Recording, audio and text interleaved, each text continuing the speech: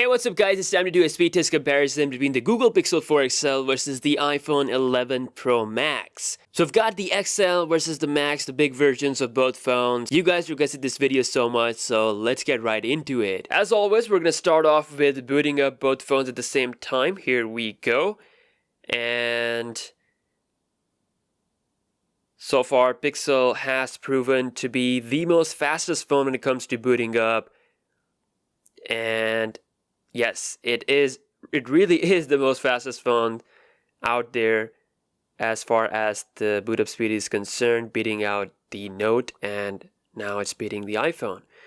So iPhone is still taking some time, and now it's done. Guys, this is the classic Android versus iOS war. I've got the iPhone running the latest 13.1.2, I believe that's the latest version running right now, whereas the Pixel has the Android 10.0. Alright, both phones are in position. As always, we'll start off with the basic stuff first, starting with phone dialer on both phones. That felt a little bit quicker on the iPhone. Again, a bit of difference in the animation. Both were super quick, and one thing you can see that how smooth the animations are on both phones. The iPhone obviously is running 60 Hz, but it's still very smooth. I think the gap is finally closing between the Android and iOS when it comes to the navigation gesture system, and Google has done a great job, I have to say. Let's open up second application of the day, which is settings. And once again, it felt a bit quicker on the iPhone. Alright, moving on to some games. We have Subway Surfers on both phones, and that is done on the Google Pixel 4 XL, a little bit faster there. Just gonna leave the game on this page. Next we have Asphalt 9. Let's see. Okay, iPhone on the loading page, and still loading. Alright, it is done. Pixel a little bit slower there, not a lot of difference, but iPhone did take the lead there. Next we have PBZ2, and let's see. iPhone is definitely ahead in the loading time, but can it actually finish the full game? No! Okay, so Pixel beats the iPhone with Plants vs. Zombies 2, interesting stuff. Spotify. And that was really close. Again, you guys are judge here. I think it was maybe a tiny bit quicker on the iPhone. Next up, we have Twitter. And that is definitely quicker on the Google Pixel 3 XL. I mean, Google Pixel 4 XL. If we check out the scrolling speed on both phones, definitely more buttery feeling. I mean, it's smooth on both phones, but it feels smoother on the Pixel thanks to the 90 Hz refresh rate. Alright, next up is Reddit, and that is faster on the Pixel 4 XL. Different feed, but Pixel 4 XL was faster in loading up its own feed, and you can see once again that is really smooth on both devices. Alright, going to launch the GTA San Andreas game, and let's see, we're gonna test out that RAM management. 4GB RAM on the iPhone versus 6 on the Pixel, starting at the same time. And that is so damn quick on the Pixel. I can't put that speed in the words. That is super awesome, beating the iPhone. Both phones. Let's just keep this here. Alright, YouTube. Once again, same result. Faster on the Google Pixel 4. Quora. And once again, same result. Pixel 4 XL going really strong with the speed. Alright, launching the latest sensational game. We have Call of Duty on both devices. And let's see if the iPhone can finally beat the Pixel when it comes to game loading time. I mean, how times change. iPhones were used to be so good in terms of game loading times, and once again Pixel beats the iPhone in loading up Call of Duty Mobile. That is flawless performance, man. Flawless performance. Instagram application, and that is different feed on both phones, but I have to say the application itself was really quick. Again, you guys are the judge. We're just gonna go to my profile. That was quicker on the iPhone. Really nice performance. I don't know why. Same account but different feed. Let's go to the Instagram camera. Okay, a bit quicker on the iPhone. Yes, iPhone is definitely quicker than the Pixel with the Instagram camera launch. Now time to launch cameras on both phones at the same time, and that is about the same.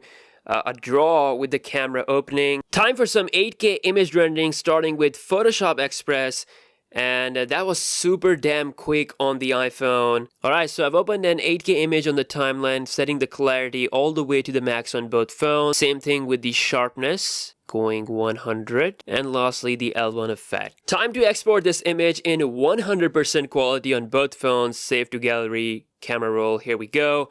And the iPhone is done just like that. The A13 is still the king when it comes to stuff like that. Image rendering, 4K video rendering, it's gonna do better.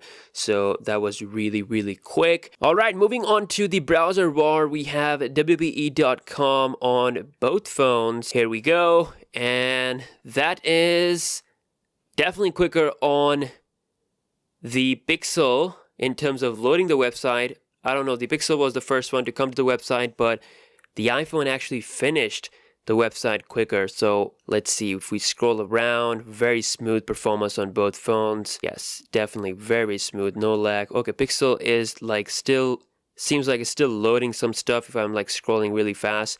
The iPhone seems to load up the whole website with that first load up. Next up, we have gsmarena.com, and that is definitely quicker on the Pixel. Again, it was first one to come to the website, but it seems like the iPhone again kind of catch up towards the ending of the finishing of this website. Really quick performance on both devices with the Wi-Fi. But let's check out RAM management. 4 gigs of RAM versus 6 on the Pixel. Starting with phone dialer, that got refreshed on the Pixel. Moving on to settings, that also got refreshed on the Pixel. So it's doing the same thing that it did with the Note 10 Plus speed test.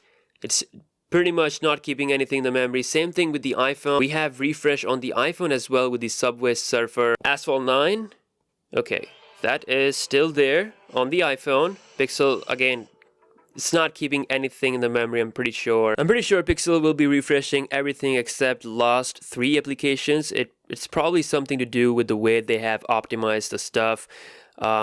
Let's see, Plants vs. Zombies, that's actually still there here, and it's got refreshed once again. Spotify, that got refreshed on both phones. Going to Twitter, that got refreshed on both phones as well. Alright, the iPhone is also refreshing stuff. It's definitely not perfect on either phones. GTA San Andreas, what the hell is happening? Both phones are just not keeping apps in the memories. I don't know, the Pixel effect is now coming on the iPhone as well. So, okay, YouTube, thank God, YouTube is still here. iPhone is still doing better with its 4 GB of RAM. Pixel doesn't care. This is just ridiculous. This is the second time I'm doing the test and I'm just disappointed. Okay, iPhone is refreshing stuff as well. I updated to the latest 13.1.2. It was doing fine on the previous version. I did the test, but yeah, I mean, RAM management, again, it's not doing that great. Okay, Instagram, it feels like Instagram was still there on both of the phones. Photoshop Express, that's still there. And back to the browser. So it seems like Google has done some optimization where only the last 3 applications are allowed to be in the memory, or last 4 apps are allowed to be in the memory. That's the trend I've seen in both of my speed tests, and this has to be fixed, you know, which is why we had all those app refreshes. I have to say, when it comes to the performance, when it comes to app loading times, when it comes to boot up, Pixel is the king. I have seen some amazing app opening speeds on a lot of phones, but this phone was just so incredible, especially the boot up, and just overall it was just ahead of the iPhone in the whole test. But RAM management is just not good at all. Like, it's not even medium level good. The iPhone was still struggling. Obviously it's just 4 GB of RAM on the iPhone, but it still kept more applications in the memory than the Pixel with its 6 GB. 6 GB is actually enough. At least it should be enough to keep half of the apps in the memory. I hope Google do some update and fix this stuff for this phone. Otherwise, the performance is actually looking really good on this phone. But let me know your thoughts in the comment section below. And as always, I'll see you guys in the next one. Peace out.